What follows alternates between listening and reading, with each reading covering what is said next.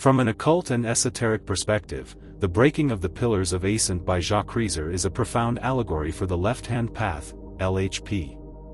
It represents the transition from a created being to a self-begotten God through the destruction of dualistic reality. Here is the occult breakdown of this event. 1. The dissolution of duality, Jachin and Boaz. In Western Hermeticism and Freemasonry, two pillars, Jachin and Boaz, stand at the entrance of the temple. They represent the polarities of the universe, male and female, mercy and severity, light and dark. The Ascension view: as long as the pillars stand, the temple of the universe is stable, but the individual is trapped between these two forces. Kreazor's act: by breaking the pillars, Kreazor is performing the alchemical formula of solviti coagula, dissolve and coagulate. He dissolves the binary laws of the universe. In the occult, if you destroy the duality, you return to the 0 point, the state of the unmanifest, where all potential belongs to you alone. 2. The serpent and the vertical axis. In many traditions, like the Gnostic Ophites or Kundalini Yoga, the serpent represents gnosis, secret, forbidden knowledge. The pillar as the spine: esoterically, the pillar is the human spine, the sushumna. The Wyrmfire serpent coiling around the pillar represents the serpent power rising. The violation of the archon, the gods of Acent, are seen from this perspective as archons, lower deities who created the pillars to keep human souls from realizing their own divinity. Kreazor breaking them is the ultimate act of Promethean liberation.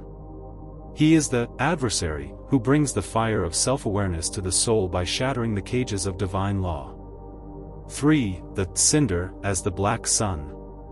When the Wyrmfire serpent becomes the cinder serpent, he mirrors the occult concept of the black sun, Sol Niger. The white light of Acent is seen as a blinding, external source of power that makes the soul dependent. The cinder represents the internal light. It is the heat generated by the self, for the self. In the occult dark night of the soul, the practitioner must burn away everything they think they are, their ego, their social identity, their religious morals, until only the cinder, the indestructible core of the will, remains. 4. Self-deification, the apotheosis. To the occultist, the pillars of Acent are the false foundations of morality and destiny. Breaking the pillars is the ritual rejection of providence, the idea that a god has a plan for you. By crushing the pillar, Kreazor declares that nothing is true, and everything is permitted. He moves from being a part of the universe to being the architect of his own void. Summary. In the occult tradition, Kreazor isn't a villain, he is the great liberator. The pillars of Acent are the psychic chains that keep us from our true potential.